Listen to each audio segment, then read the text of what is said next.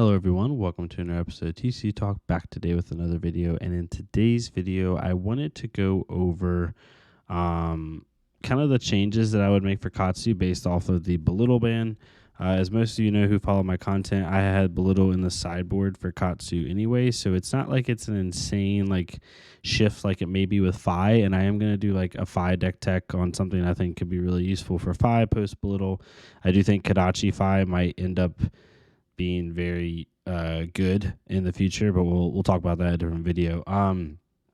Basically for this is my as you can see, like a copy of my Kitty Katsu list. This is for the Tiger Swipe list specifically, and you know, as we do post Belittle, right? So I'm gonna put this up, I'm gonna make it public so people can view it, but basically like the key points is like, since Belittle was a sideboard card anyway, nothing changes in the main board. What changes in the sideboard is it basically freed up 4 slots. So I've already made the changes, but basically I took out 1 Minnowism and 3 Belittles, and I added in a 3rd Command and Conquer, as well as for the Minnow slot, and then the 3 Belittles. I basically just added in 3 more blues. I do think the ice meta is still going to be a thing. I think you're going to have to pay through tax, and I think that right now on my list specifically, right, we only have, 3, 6, 9, 12, 13, 14 blues. And I think bumping that up to 17 in the Icelander matchup and even in the Oldheim matchup, depending on, if you're boarding more stuff in, can be very useful. So I probably would just go, that's where I would start, really just any blue that you find useful. I put in Defined Center here because I think it might end up being if you want to put like a one-of Crane Dance in here, it might be really useful as well. But overall, going up to 17 blues just seemed like it made sense. And then adding in that 3rd Command and Conquer. So it's really, honestly, quite simple. That I wouldn't go anywhere else, honestly. I can't think of another set. It's not that that's like 110% the best thing to possibly swipe in. I just can't think of something better for a Kitty Katsu list personally. Having more blues, there's nothing wrong with that. Being able to pay through Kadachis, especially now that Icelander and Oldheim don't have hypothermia, it really changes up like how that matchup is played. Now you can use Kadachis a lot more freely in the matchup, and just overall, it's better. If you wanted, you could go down.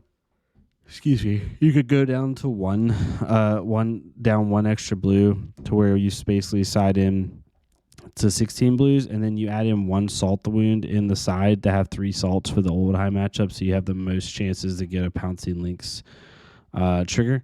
That might be end up being a pretty decent idea, but overall, I think that really for Katsu, not a lot changes. Even for the Surging Strike list, they didn't use Belittle a whole lot. They literally only use it in the sideboard, so really it just changes your side. And right now, Katsu's sideboard's pretty tight anyway. There's not a whole lot I would add personally. The last thing you could do, honestly, is put in even bigger than that, maybe for like really high pace aggro matchups, because I think Fi is going to run a little bit more rampant. Like, yes, they hit Fi with Belittle, but Fi now doesn't have to deal with as much on Icelander and Oldheim, so I think people are going to shift to Fi. So you might want to run even bigger than that to help keep up with that matchup.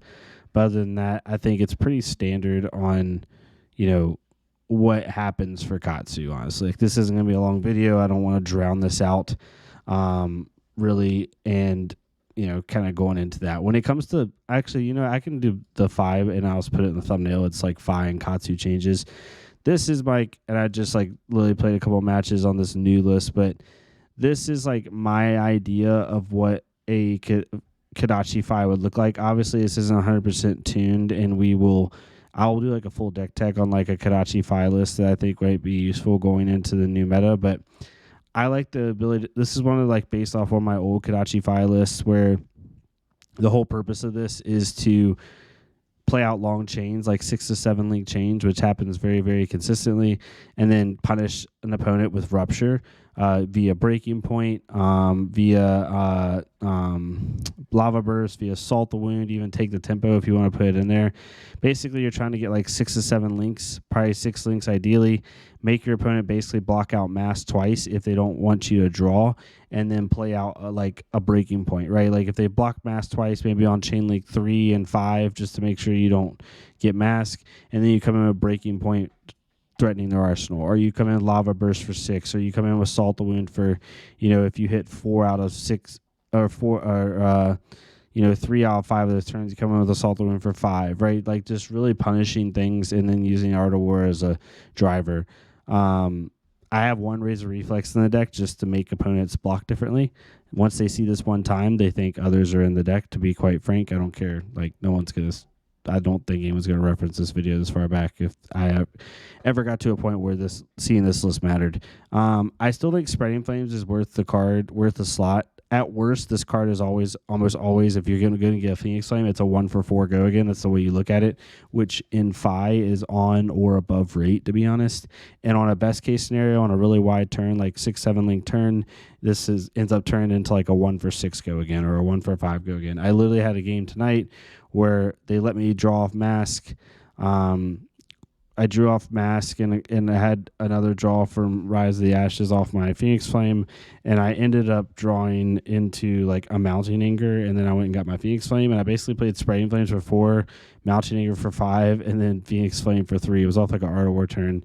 So like at best, this is like a 1-for-5, 1-for-6 go again. At worst, it's a 1-for-4 go again, which still is above rate for Phi, and I think it's worth the slot. But overall, like my cost curve with Belittle, I think with Belittle being out, if you're going to go Emberblade Phi, I think you're going to have minimum 15 blues in your deck, maybe 17, to be honest, to pay for Emberblade consistently. 15 is probably going to be the sweet spot. For this Kodachi Phi list, I have 12 blues and 12 yellows, counting Art of War, so it's a little bit like more even cost curve in order to pay for some of the deck. Right now, we have 1, 2, 5, 5, 7, 11 cards or 10 cards in the deck that cost something, and that's about it. And then the sideboard, Command and Conquer, Sink Below, that all you got. That all you got honestly might be a good sideboard for Katsu as well if you don't want these blues. Like that all you got into Phi and Viscerai, which was going to be more popular. Even Dromai might be a really good ad. So I still have Emberblade in the side for the Oldheim matchup just to get a little bit more like consistent damage and make it harder for them to block if they are going to be using Rampart. We'll see how the changes affect them as well. But I'm heavy on Mask Momentum. The whole driver of the deck is Mask Momentum, so Mask of Pouncing Links really doesn't work with this deck. It really doesn't do well. It doesn't do what you want it to do because you're wanting to force interaction with it. So that's kind of where I'm at with the Kodachi Phi list. It could change a little bit, ebb and flow, but this is pretty solid. Like if I change a card, it'll be like a card here and there. It really won't be like anything crazy. But I'll link this down below as well. Really, Belittle doesn't change how I play Phi is the best way to put it. I never was on the like Belittle, and I know that was the best version of Phi. I'm not sitting here saying it wasn't, although there were a couple PQ winners this last week before the ban that were on Kodachi Phi, which you'll see on the channel hopefully here this week when I do a Phi deck tech with them. But regardless, I play Kodachi Phi, and the bans really don't hurt me at all. Really don't. It doesn't hurt how I play Phi and how I see the deck. If you see my dog in the background, it's him just having a ball rolling around. So yeah, that's how I play Phi. That's kind of like my game plan with it. Let me know what you think. I'm not saying like it's 100% the best way to go, but just initial reactions. This is kind of like where I'm at least. But yeah, I'll link both deck lists down below. Please join our Discord if you want. Whether you're a Ninja player or not, doesn't matter. We have a good time discussing a lot of different things in there. Let me know what type of content you would like to see here in the future. And yeah, I'll see y'all next time on TCG Talk. Thank y'all so much.